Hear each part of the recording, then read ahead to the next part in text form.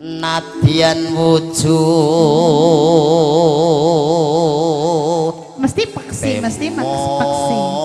manuk ya ora oleh diganti manuk iki salah ya mbok peksi oh ya kata-katane kuwi lho agawe taline pronto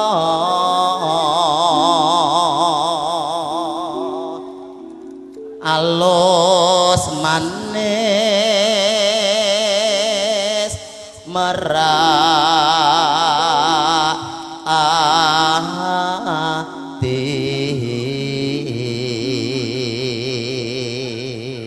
menika tamu ingkang wonten nginggil mboten ketingal jenengan lho Mas ya padha nggih Pak Bu kowe ya ora kowe ya ora ketok lho akar njunjung awakmu ki ya soalnya abot awakmu ora sah awake dhewe mlaku rono ngono abot dosane maksude yo ora ngerteni aku ora kuat njunjung awakmu soalnya ora ngerteni wong ki dosane nggon ngendi akeh sithik ora ngerteni sing ngerti ya mung Gusti Allah kok dengane omonganmu ngene kok ora sak baene Mas mbuh ayo lah semangat meno Mas semangat lah iya lah ngapa kok orang kaya biasane melu Simbarwono wah iku kudu semangat lah iya ora semangat ra dijakneh aku lagi semangat kudu lah ditanggap kok ngono ora wingi ditanggap do aras-arasen kok kok aras-arasen lho lah ditanggap wong ngobong boto tak kira nek ngobong awakmu ya serasa diobong sampeyan ya mati dhewe. Ki ndereke kadang-kadang Simbarwono musik lagi tak hitung ping pira ya aku melu Simbarwono iki. Pek pira? Pisan iki ketok. Lagi pek pisan.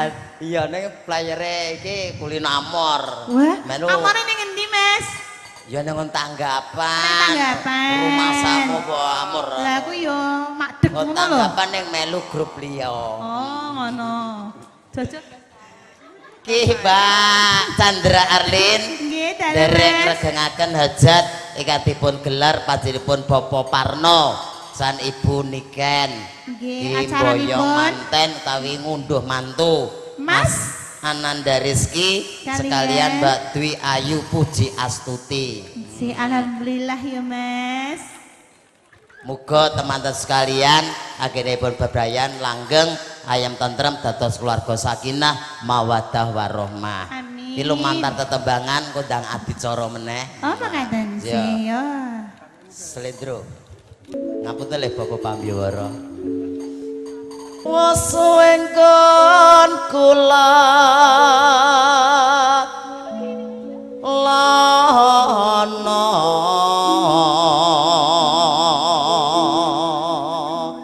golek isi podang jenar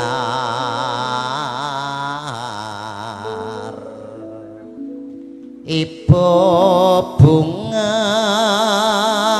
ing atiku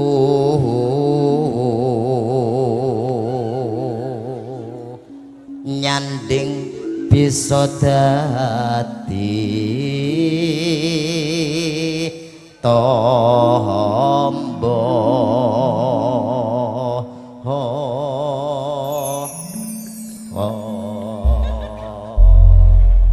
ke aku kok kuwi cek kok anyar apa celelekan yes saunune lah ayo ki podang kuning kaaturaken ngakon iya ngono kok yo ngambek lho lah kuwi aku bagianku MC lho MC ngakon penyanyi kok nyanyi kok diperintah kok sambat iya ngono jangan mayah-mayah to nanti tak cium lho mbok ndang to aja saiki di live streaming kok disreni bojomu nek aku bebas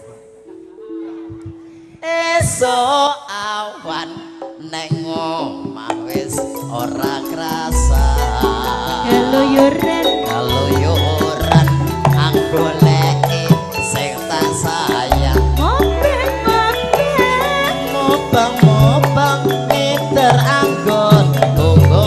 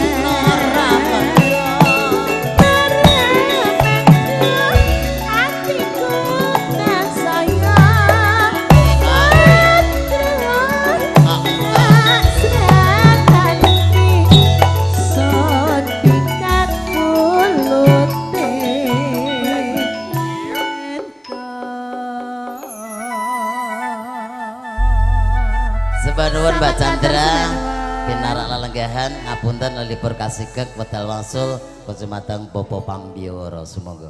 Dateng para kadang Simbarwono ingkang sampun kepareng caos suka parisuka hanggrekaken tata titilaksana nggodha mantuk ing rikalan enjang siang puniki di lelagon-lagon ingkang estu cenjeming manah. Ing mriki Pambiwara boten ateges nerak dhateng kasusilan. Gawit ing mriki Pambiwara sampun kepareng hamungkel suka parisuka ingkang nedeng-nedengipun katuraken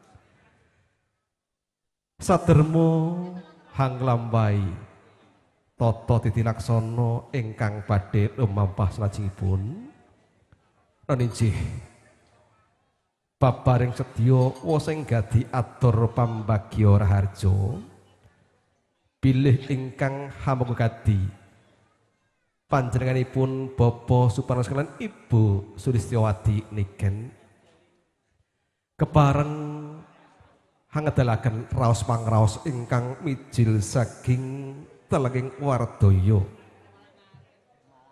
ananging paribasan kajugrukan ukir sari karoban samudra madu gawet nampi kerawan sang yaning para tamu sidadan sedanipun pramila piyambakipun boten guawi hamatur piyambak wonten ngarsa jenggatika sami sedayanipun namung kandhek ing madyaning jangga pramila piyambakipun haminta sraya nyuwun gungan kunjuk dhateng panyipun ingkang kinurmatan Bapak Hadi Prayitna wonten keparingipun hangaturaken hambabar atur pambagya raharja wondene jumenengipun Bapak Hadi Prayitna kepareng kasumbul puri tinwayipun Bapak Alwan lan ugi panyipun Bapak Suratmin